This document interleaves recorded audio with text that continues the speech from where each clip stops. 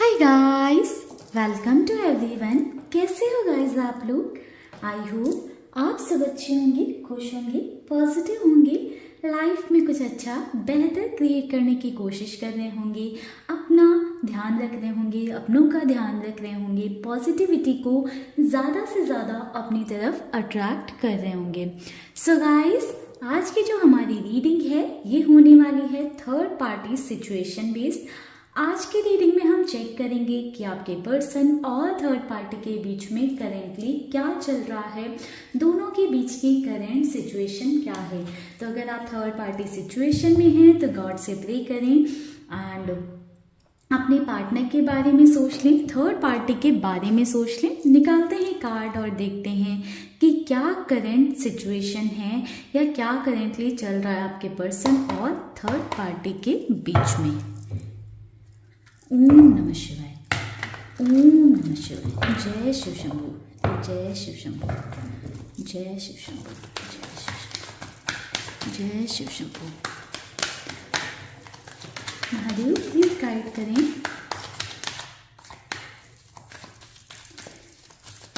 Universe, divine energies please guide करें। क्या चल रहा है हमारे व्यूअर्स के पार्टनर और थर्ड पार्टी के बीच में।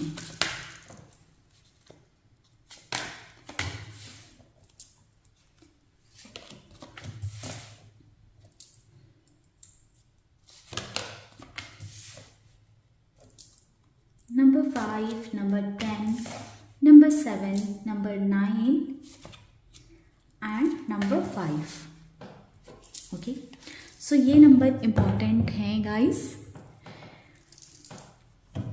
बात करें गाइस कि करेंटली क्या चल रहा है उन दोनों के बीच में, तो देखिए कहीं ना कहीं मुझे ऐसा दिख रहा है ना कि उन दोनों के रिश्ते में एक स्ट्रॉन्ग लेवल का मैनिपुलेशन चल रहा है। आपके पार्टनर थर्ड पार्टी को अपने सच से अनअवेयर रखने के लिए, यानी कि थर्ड पार्टी कहीं ना कहीं आपके पार्टनर का पूरा सच नहीं जानती हैं या आपके पर्सन के बारे में सब कुछ नहीं जानती हैं। आपके पार्टनर थर्ड पार्टी को आपके पर्सन ने इतना मैनिपुलेट करके रखा है कि आपके पार्टनर थर्ड पार्टी को बिल्कुल ही सही लगते हैं। कुछ गलत भी करेंगे तो भी वो उनके लिए सही होंगे।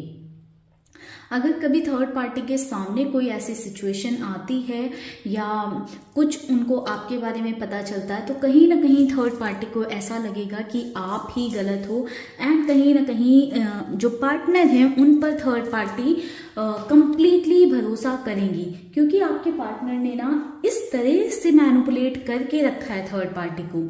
सेम वाइस वर्सा एनर्जी हो सकती है। ऐसा हो सकता है कि कुछ केसेस में या कुछ लोगों के लिए ये बात हो सकती है कि थर्ड पार्टी ने आपके पार्टनर को इस तरह से मैनिपुलेट करके रखा है कि आपके पर्सन सिर्फ थर्ड पार्टी को ही सुनते हैं या थर्ड पार्टी की बात पे ही यकीन करते हैं, भरोसा करते हैं। अगर आप कुछ बोलोगे तो कहीं ना कहीं आपको ही गलत ठहरा देंगे आपके पर्सन, बट थर्ड पार्टी की बात पे वो ऐसे यकीन कर लेंगे कि जैसे थर्ड पार्टी बिल्कुल सच की देवी हो या हमेशा एक सच्चाई के मूर्त हो, हमेशा सच ही जो बोले। तो कहीं ना कहीं एक ऐसी एनर्जी देखने को मिल रही है। आपके पार्टनर ना थर्ड पार्टी से बहुत ज़्यादा जो है एक अटैचमेंट रखते हैं, एक जुड़ाव रखते हैं। मुझे ऐसा दिख रहा है कि ऑल्दो दोनों के बीच में सिचुएशन कुछ ऐसी होती हैं जिसमें थर्ड पार्टी को ना कहीं आपके पर्सन के ऊपर डाउट होता है या आपके पर्सन के ऊपर शक होता है। तो आपके पार्टनर ना वो मैनिपुलेशन गेम खेल कर अपना या मैनिपुलेट करके एक मिक्स्ड सिग्नल या एक मिक्स्ड एनर्जी देकर थर्ड पार्टी को कहीं ना कहीं अपनी लाइफ में रोक कर रख लेते हैं। वहीं पर ऐसा हो सकता है कि ये एनर्जी थर्ड पार्टी की हो कि थर्ड पार्टी एक मिक्स सिग्नल देकर या आपके पार्टनर को अपनी बातों में मैनिपुलेट करके आपके पर्सन को अपने आसपास रोक रही है राइट नाउ। ऑल्दो दोनों को समझ में आ रहा है कि ये रिश्ता कंप्लीटली फेयर नहीं है, मतलब कंप्लीटली सही नहीं है। या तो उनके रिश्ते में जो है बहुत ज़्यादा इश्यूज चल रहे हैं, प्रॉब्लम चल रही है, मिसअंडरस्टैंडिंग्स बहुत ज़्यादा बढ़ रही हैं, ये मिसकम्युनिकेशन बहुत ज़्यादा हो रहा है क्योंकि उनके रिश्ते की ग्रोथ स्लो होती जा रही है, उनके रिश्ते में इश्यूज प्रॉब्लम्स बढ़ते जा रहे हैं। या फिर ऐसे हो सकता है कि ऑलरेडी कहीं ना कहीं उनका रिश्ता सही नहीं है, उनको भी ये चीज़ रियलाइज होती है कि उनका रिश्ता सही नहीं है। उस रिश्ते को एक सही तरीके से अपनाने की जद्दोजहद दोनों के बीच में चलती रहती है।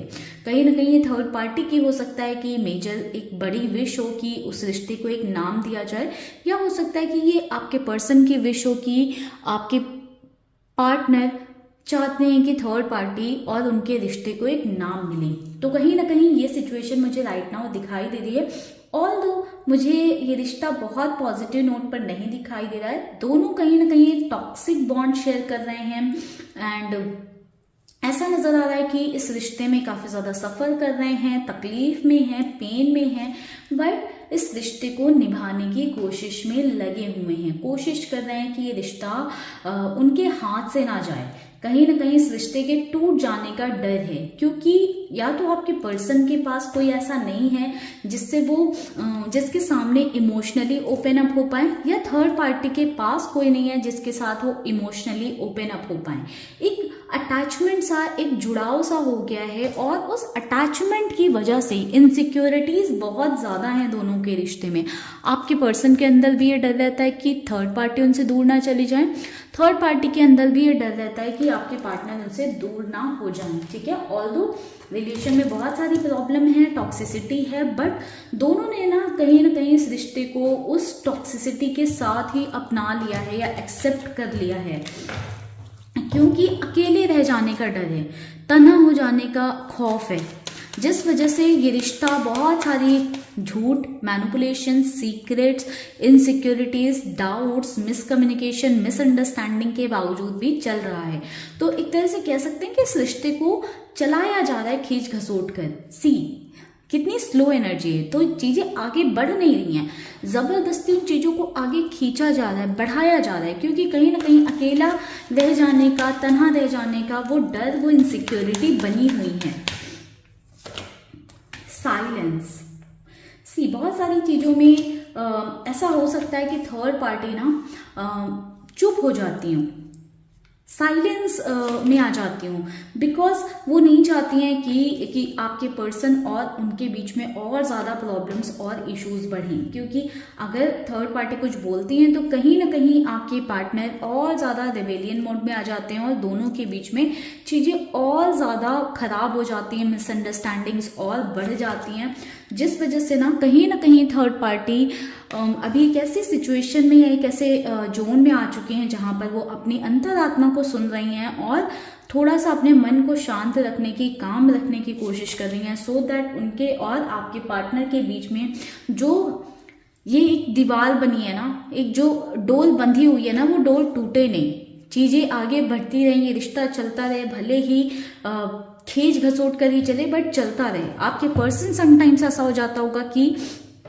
बहुत ज़्यादा रिबेलियस हो जाते हैं, थर्ड पार्टी के अगेंस्ट चले जाते हैं, थर्ड पार्टी से बहुत ज़्यादा लड़ने झगड़ने लग जाते हैं, जिस वजह से थर्ड पार्टी अब थोड़ी सी अंडरस्टैंडिंग दिखाने लग गई हैं आपके पर्सन के प्रति, और शांत रहना थर्ड पार्टी ने प्रेफर कर दिया है, क्योंकि थर्ड पार्टी को ऐसा लगने लगा है कि अगर मैं भी इसी एनर्जी में रहूंगी कि मैं भी लड़ाई झगड़े करूंगा या करूंगी, तो कहीं ना कहीं ये रिश्ता बचने वाला नहीं है। ठीक है, ऑल्दो इसमें रिश्ते को चलाने में एक इंसान का रोल नहीं है, यहाँ पर मुझे दिख रहा है कि एक इंसान कहीं ना कहीं अपनी मजबूरियों के चलते इस रिश्ते को निभा रहा है, दूसरा इंसान कहीं ना कहीं मैनिपुलेशन में अपने फायदे के लिए इस रिश्ते को चला रहा है। ठीक है, बॉटम से energy going with the flow की। तो गाइस जैसे मैंने बताया कि अपने आप को शांत करके रिश्ते को खींच घसोट कर चलाया जा रहा है, तो गोइंग विद द फ्लो वाली एनर्जी इस रिश्ते में देखने को मिल रही है। चलिए देखते हैं कि आपके पार्टनर की क्या एनर्जी है इस रिश्ते में। थर्ड पार्टी में हमारे व्यूअर्स के पार्टनर की क्या एनर्जी है। स्ट्रेंथ,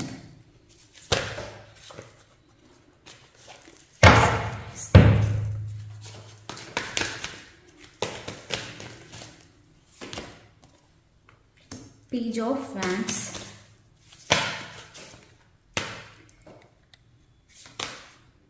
द टावर,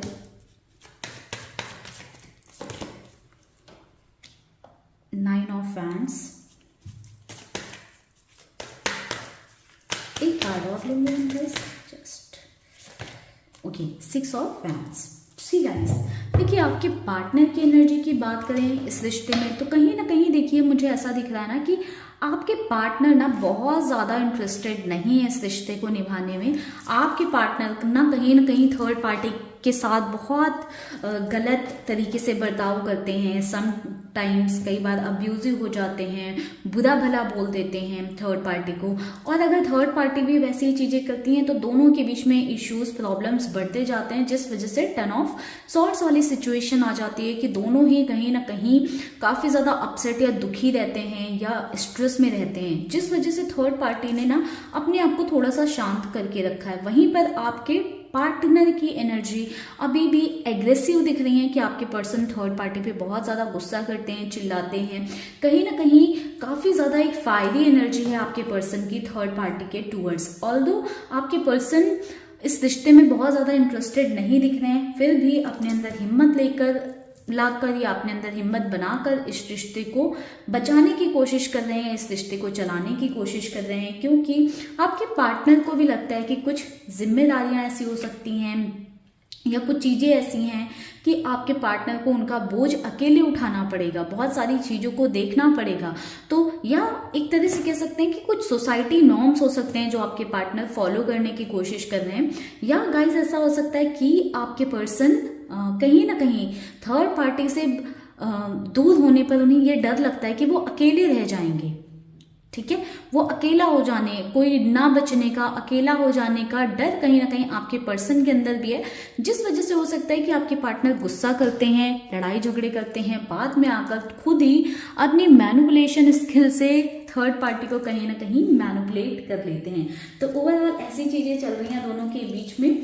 चलिए देखते हैं कि आपके लिए आपके पार्टनर की क्या एनर्जी है।